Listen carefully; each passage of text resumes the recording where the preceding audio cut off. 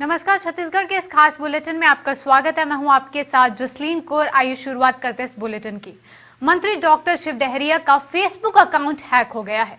Hacker ने account hack कर मंत्री के समर्थकों और परिचितों से पैसे की मांग कर रहा है। मंत्री डॉक्टर शिव डहरिया ने साइबर क्राइम को इसकी शिकायत भी की है। इसके बाद साइबर क्राइम ने मंत्री के फेसबुक अकाउंट को सील कर दिया है। आपको बताते चलें कि इससे पहले भी कुछ नेताओं और अफसरों के फेसबुक अकाउंट हैक होने की शिकायत सामने आई थी। अकाउंट हैक होने के बाद हैकर्स ने उनके परिचितों को चप भी लगाई है।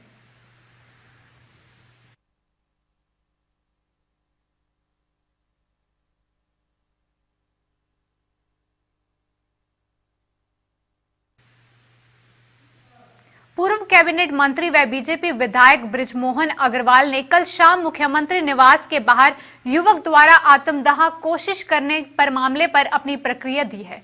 उन्होंने कहा कि प्रदेश के युवक आत्मदाह करने पर मजबूर हो रहे हैं और कांग्रेस सरकार कुंभकर्ण निंद्रा में सोई हुई है। पूर्व मंत्री ने कहा कि प्रदेश के बेरोजगार युवा किसान परेशान हैं, लेकिन सरकार को इनकी कोई भी चिंता नहीं है। सरकार केवल राजनीति करने में लगी हुई है। यही नहीं, प्रदेश में अब मां, बहनें और बच्चियां भी सुरक्षित हैं। आपको बताते चलें कि कल एक आईआईटी पास आउट युवा ने बेरोजगारी से तंग आकर अपनी पत्नी के साथ सीएम हाउस के सामने आत्मदाह करने का प्रयास किया, लेकिन पुलिस ने उसे गिरफ्तार कर लिया।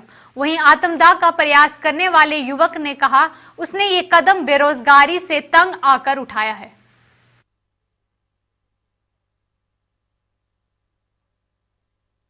18 से मेरा जो एक्सटेंशन है संविदा अवधि वृद्धि नहीं हुई है, तो उसके कारण से मैं बहुत परेशान था 2 साल से। तो मैं सीएम हाउस इसीलिए मिलने गया था कि कम से कम मुझे आप बना लो कि मैं अपनी बातों को रख सकूं। 2018 से सब बेरोजगार हो गया हूँ, तो अपनी बातों को रख सकूं। ऐसे करके मैं अपनी मिसेज के साथ आया हुआ था। अब मुझे ये नहीं पता कि मैं डायरेक्ट सीधा वहीं चले गया और डायरेक्ट जाके मैं फिर वो सीएम हाउस में जाके मैं अपनी बात रखूँगा। ऐसे करता उसी समय सब लोग जो बाकी लोग जो वहाँ रहते हैं विभाग में, हम लोग बोले हम लोग फिर यहाँ लेके इधर आए। कि ये सरकार खाली घोषणा करने वाली सरकार है या समाचार पत्रों में वाही लूटने वाली सरकार है। ये सरकार वास्तव में कोई काम नहीं करती। जब सभी अभ्यर्थियों का सत्यापन हो चुका है, उनके वेरिफिकेशन हो चुका है, तो दोबारा उसके सत्यापन और वेरिफिकेशन की आवश्यकता क्या किया। कल एक नौजवान अपनी पत्नी के साथ में आत्महत्या करने के लिए सीएम हाउस में और पहुंचा था, तो इसके बाद भी सरकार जागने को तैयार नहीं है। सरकार कुंभकर्णी नींद में सोई हुई है। सरकार सिर्फ राजनीति करने में लगी है। सरकार को ना छत्तीसगढ़ के किसानों की चिंता है, ना नौजवानों की चिंता है। छत्तीसगढ़ में बच्चियां और माता बहनें तो सुरक्षित है ही नहीं। एक मामला सामने आता है तो उसके साथ में थानेदार डरकर दूसरे मामले को भी रजिस्टर्ड कर लेता है। सूरजपुर जसपुर में मामला होता है तो उसको दबाने की कोशिश होती है। 2-2, 2.5 महीने तक मामले को रिपोर्टिंग नहीं की जाती है। तो छत्तीसगढ़ में शासन प्रशासन नाम की कोई चीज नहीं है। कोई काम करने वाले अधिकारियों में भी, कर्मचारियों में भी शासन का कोई भय नहीं है। जिसकी जो मर्जी है वैसा शासन छत्तीसगढ़ में चल रहा है और ये इसी का परिणाम है कि 2.5 महीने तक बच्चियों के साथ में सामूहिक बलात्कार होता है और उसको थानेदार रफा दफा कर देता है। ऊपर तो कोई रिपोर्टिंग नहीं करता और आज भी शासन इस मामले में जागने को तैयार नहीं है और विपक्षी दलों को आंदोलन करने के लिए सड़कों पर उतरना पड़ा। छत्तीसगढ़ कांग्रेस प्रभारी व वरिष्ठ नेता पीएल पुनिया कोरोना पॉजिटिव हो गए हैं। पुनिया 2 दिवसीय दौरे पर छत्तीसगढ़ आए थे। पुनिया के संक्रमण की पुष्टि होने के बाद प्रदेश कांग्रेस में हड़कंप मच गया है, क्योंकि वह चुनाव समिति की बैठक और किसान सम्मेलन में भी शामिल हुए थे। पीएल पुनिया का सैंपल जांच के लिए मेडिकल कॉलेज भेजा गया था, जहां उनके संक्रमित होने की पुष्टि हुई है। रिपोर्ट आने से पहले ही पुनिया दिल्ली रवाना हो गए थे। उनके संक्रमित होने और सार्वजनिक कार्यक्रम में शामिल होने की वजह से संपर्क में आने वालों में हड़कंप मच गया है। वहीं पूर्व कैबिनेट मंत्री व बीजेपी विधायक बृजमोहन अग्रवाल ने पुनिया पर सवाल उठाते हुए कहा कि कोविड-19 का सैंपल देने के बाद व्यक्ति को स्वयं आइसोलेट हो जाना चाहिए व रिपोर्ट आने के बाद ही सार्वजनिक कार्यक्रमों में जाना चाहिए। उन्होंने कहा कि इस बाबत आम जनता से हम लोग उम्मीद करते हैं और अपेक्षा करते हैं, जबकि बड़े नेता ऐसे ही करेंगे तो आम लोगों का क्या होगा।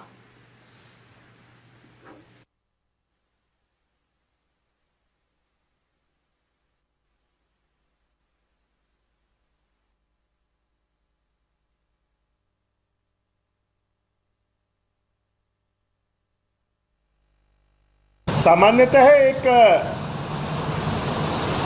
ये नियम है कि जो भी अपना सैंपल देता है, सैंपल देने के बाद में उसको आइसोलेट हो जाना चाहिए और रिपोर्ट आने के बाद ही उसको सार्वजनिक कार्यक्रमों में जाना चाहिए। मुझे लगता है जब हम आम जनता से इस प्रकार की उम्मीद और अपेक्षा करते हैं तो जो वरिष्ठ जन है, जिनके माध्यम से आम लोगों को एक मार्गदर्शन मिलता है, ऐसे लोगों को इसका पालन करना चाहिए। आप भी जानते हैं, हम भी जानते हैं कि ऐसा नहीं होगा। ये पीएल पुनिया का कहना है कि जो कृषि कानून बना है वो अडानी और अंबानी के दफ्तर से बन के आया है। ऐसा पुनिया जी क्या कहते हैं उससे हमको बहुत मतलब नहीं है, वो तो कांग्रेस की भाषा बोलेंगे, परंतु वास्तव में वो ये बताएं कि पुरानी जो व्यवस्थाएं हैं उसमें कहाँ परिवर्तन हुआ है।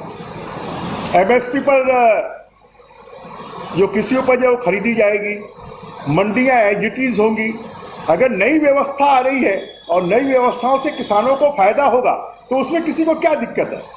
क्या किसानों को आप कूप मंडूप बना के रखना चाहते हैं? उनको नई व्यवस्थाओं में आप शामिल नहीं होने देना चाहते? अगर किसानों को नई व्यवस्था पसंद नहीं आएगी तो वो मंडियों में अपने माल बेचेंगे, वो सोसाइटियों में। और मैं तो छत्तीसगढ़ की सरकार से जरा पुनिया जी, छत्तीसगढ़ में मंडियां कहाँ हैं? छत्तीसगढ़ की तो मंडियां बंद पड़ी हैं। छत्तीसगढ़ में तो सोसाइटियों में धान खरीदा जा रहा है। अगर आपको इतना ही ज्यादा प्रेम है तो जरा सोसाइटियों को बंद करके मंडियों में धान खरीदना शुरू करो। पूर्व कैबिनेट मंत्री व भाजपा नेता अजय चंद्राकर ने कृषि कानून को लेकर कांग्रेस पर कटाक्ष करते हुए कहा कि छत्तीसगढ़ की कांग्रेस सरकार तोता सरकार है। उन्होंने कहा कि प्रियंका गांधी और राहुल गांधी की जोड़ी जो आदेश देती है, ये सरकार उसी पर काम करती है। किसान बिल को लेकर पूर्व मंत्री ने कहा कि जहां विरोध करना होता है वहां कांग्रेस विरोध करती नहीं है, बाद में जनता को गुमराह करती है। भाजपा नेता ने मुख्यमंत्री से सवाल पूछा है कि उन्होंने प्रदेश के किसानों के लिए क्या योजनाएं बनाई हैं। आए दिन प्रिंट और इलेक्ट्रॉनिक मीडिया में प्रदेश में किसान की आत्महत्या और नकली खाद की खबरें सामने आ रही हैं, लेकिन सरकार इन पर कोई कार्रवाई नहीं कर रही है।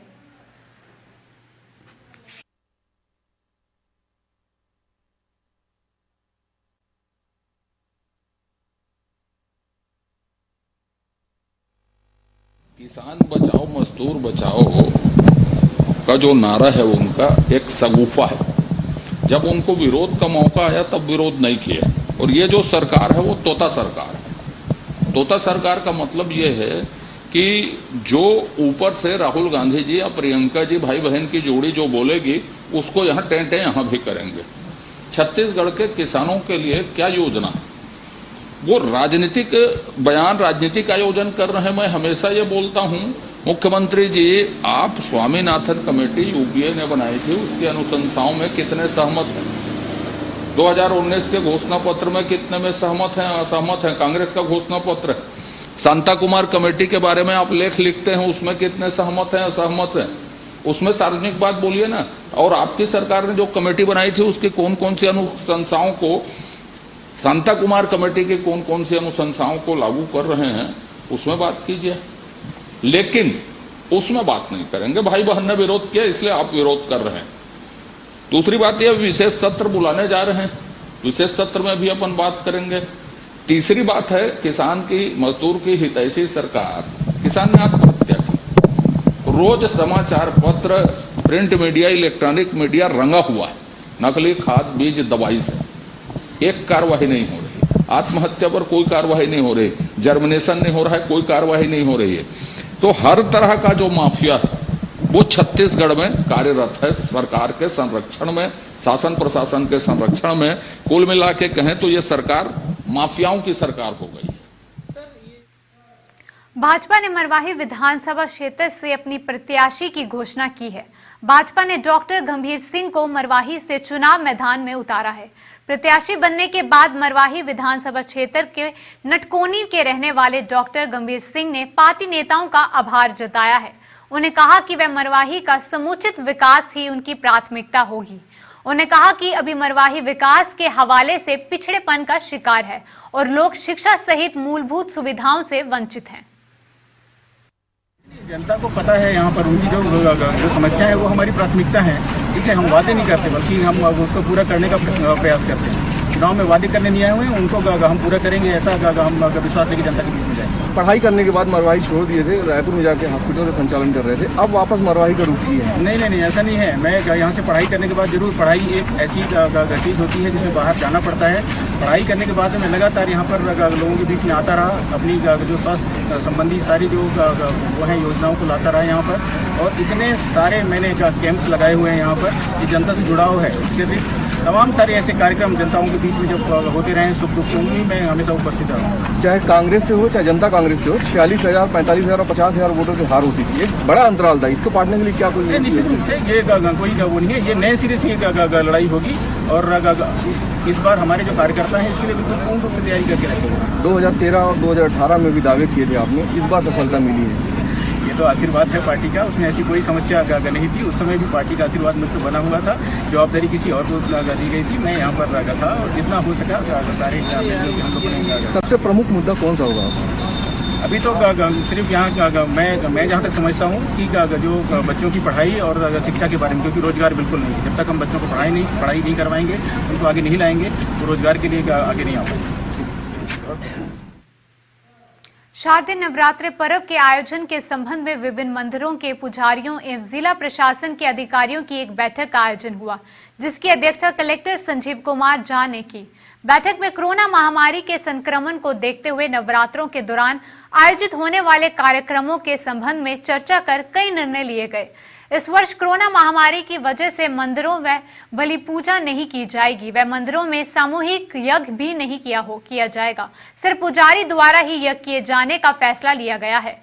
मंदिरों में नवरात्रों के अंतिम दिन आयोजित होने वाले कन्या भोजन के आयोजन पर भी पुजारियों से चर्चा करने के बाद प्रशासन ने रोक लगा दी है। इसके साथ ही किसी प्रकार की सभा, जुलूस या भीड़ बढ़ाने वाले कार्यक्रम के आयोजन पर भी प्रतिबंध लगा दिया गया है। वहीं बैठक में फैसला लिया गया है कि नवरात्रि के दौरान मंदिरों में आरती, शंख ध्वनि, घंटा ध्वनि के साथ ही वाद्य यंत्र बजाए जा सकते हैं। इस बैठक में कोरोना महामारी को लेकर जारी गाइडलाइंस का सख्ती से पालन करने का भी अनुरोध किया गया है।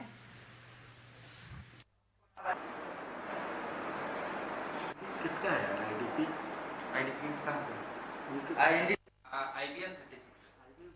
शहर में जितने भी मंदिर हैं जहां पर शारदीय नवरात्र के दौरान पूजा पाठ, यज्ञ, हवन एवं ज्योति कलश की स्थापना की जाती है, उन मंदिरों की समितियों का आज बैठक माननीय कलेक्टर महोदय की अध्यक्षता में बुलाया गया था। इस बैठक में यह निर्णय सभी के सहमति से लिया गया है कि किसी भी प्रकार का शोभा यात्रा, कलश यात्रा, प्रवचन, सामूहिक यज्ञ, सामूहिक कन्या भोजन, सामूहिक दर्शन एवं लोगों के द्वारा, श्रद्धालुओं के द्वारा भी मंदिर में आकर के दर्शन की कार्रवाई नहीं होगी। सिर्फ मंदिर समिति के लोग एवं मंदिर में रहने वाले पुजारी ज्योति कलश स्थापित कर सकते हैं, जो भी श्रद्धालु कराना चाहें उनके लिए। और इस हेतु वो लोग व्हाट्सएप पर एक दूसरे से संपर्क कर सकते हैं, फ़ोन से संपर्क कर सकते हैं, तथा मंदिर में की जाने वाली गतिविधियों के संबंध में लाइव सोशल मीडिया के माध्यम से मंदिर प्रसारित करने की व्यवस्था कर सकता है। नवरात्र में महामाया मंदिर को पूर्ण रूप से बंद करने का निर्णय लिया गया है और दर्शनार्थियों के लिए ऑनलाइन दर्शन की सुविधा का व्यवस्था बनाने का प्रयास किया जाएगा। बकरे की बलि जो यहाँ बाकी मंदिरों में सब जगह होती है वो नहीं होगी और प्रयास करना है कि सोशल डिस्टेंस टोटल मेंटेन किया जाए। सुपेला थाना अंतर्गत ऑनर किलिंग का बड़ा मामला सामने आया है। ये मामला एक ही परिवार के 2 लोगों को जहर देकर जिंदा जलाने का है। अब पुलिस मामले में जांच में जुटी हुई है और उसके शक के आधार पर एक परिवार को हिरासत में लिया है, जिससे पूछताछ अभी जारी है। छत्तीसगढ़ के इस खास बुलेटिन में बस इतना ही। देश और दुनिया की तमाम खबरों के लिए बने रहिए JK24।